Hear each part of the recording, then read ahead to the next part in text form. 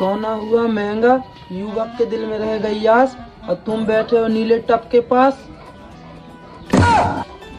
अबे साला, इन अखबार वालों को कैसे पता चल जाता है कि मैं कहाँ बैठा हूँ कहाँ नहीं। लेकिन ये साला कर क्या रहा है यहाँ पे?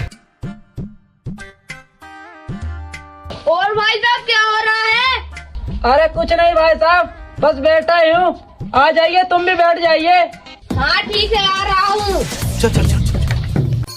जयराम जी की भाई साहब। अरे जयराम जी भाई साहब, जयराम। और बताइए भाई साहब, क्या चल रहा है जिंदगी में? अरे भाई साहब, हाल चाल तो बहुत बढ़िया है, पर वो क्या है ना, छोटी सी दिक्कत हो गई। दिक्कत?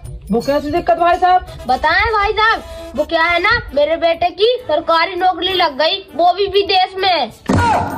और बताएं भाई साहब, मेरा बेटा विदेश में 1 लाख रुपए फोन पे ट्रांसफर कर दिया और बोल रहा था बिल्कुल भी काम करने की जरूरत नहीं है, और जब तक 1 लाख रुपए खत्म न हो पैसे, जब तक बिल्कुल भी चैन से बैठना मत। और भाई साहब, मेरी जिंदगी तो बहुत बढ़िया चल रही है। आप बताइए, आपकी जिंदगी में क्या चल रहा है? अरे भाई साहब, क्या ही बताऊं, मैं आपसे डबल परेशान हूँ। क्यों, क्या हुआ भाई साहब? आपको तो पता ही है, मेरा बेटा फ्लाइट वाली कंपनी में काम करता है, वो भी प्राइवेट। प्राइवेट?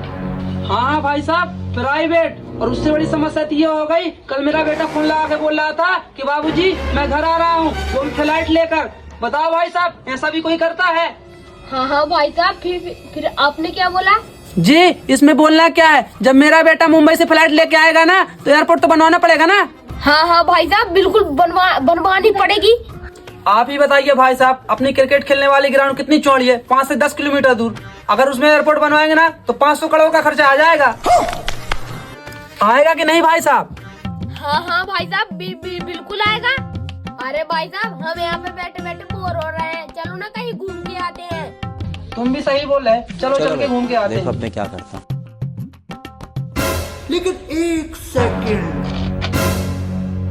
अभी नहीं, भिखारियों को देखो भाई साहब, नंगे पैर इन लोग पन्नी बीन रहे हैं, और हमारे बेटे को देखो, एसी में बैठ के मस्त हवा ले रहे हैं।